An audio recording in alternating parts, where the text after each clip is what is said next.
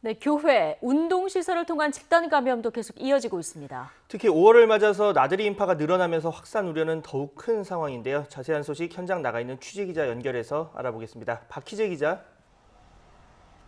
네, 저는 경기 부천에 있는 한 교회 앞에 나와 있습니다. 네, 지금 박 기자가 나가 있는 그 교회에서도 소규모 집단 감염이 발생했다고요?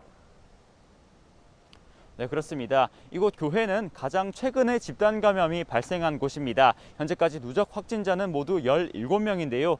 지난달 30일에 이곳 교회를 다니던 교인 1명이 첫 확진 판정을 받은 이후로 감염이 확산한 겁니다. 그런데 방역당국이 역학조사를 하다 보니 이 교회는 집단 감염이 발생한 인근에 있는 한 운동시설과 역학적인 연관성이 있는 것으로 파악됐습니다. 이곳 운동시설에서는 지난달 28일에 첫 확진자가 나온 이후로 현재까지 모두 13명이 확진 판정을 받았습니다. 이처럼 수도권 곳곳에서 소규모로 집단 감염 사례는 이어지고 있습니다. 서울 구로구에 있는 빌딩과 관련해선 3명이 추가 확진돼 누적 감염자는 모두 47명이 됐습니다. 경기 오산시에 있는 화학물질 제조업에서 발생해 평택에 있는 이슬람 기도원으로 이어진 감염 사례와 관련해서는 모두 17명이 확진 판정을 받았습니다. 가족과 지인 모임 같은 이런 사적 모임에서 확진된 사례도 잇따랐습니다.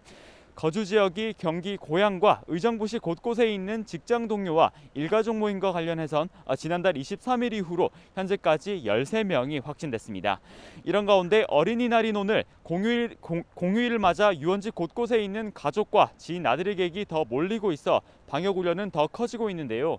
방역당국은 5월을 맞아 가족과 지인 모임 관련 감염 사례를 분석한 자료를 내놨습니다. 지난 1월을 기준으로 가족과 지인 모임과 관련한 환자 수는 모두 703명, 집단 감염 사례로는 57건이었는데요. 이 수치가 4월에는 1,170명에 58건으로 늘었습니다. 방역당국은 설 연휴와 봄맞이 시기에 자택과 다중이용시설 등에서 모임을 하다가 감염이 확산한 사례가 많은 것으로 분석했는데요. 최근 보름 동안 발생한 사적 모임 관련 집단 감염 사례는 모두 17건으로 집계됐는데 자택에서 11건, 다중이용시설에서 6건으로 각각 나타났습니다. 이에 따라 방역당국은 꼭 필요한 모임을 계획한다면 그 범위는 직계가족 8명 안으로 인원을 정하고 실내보다는 야외에서 그리고 가능하다면 한산한 시간대와 장소에서 모임을 해달라고 당부했습니다. 지금까지 YTN 박희재입니다.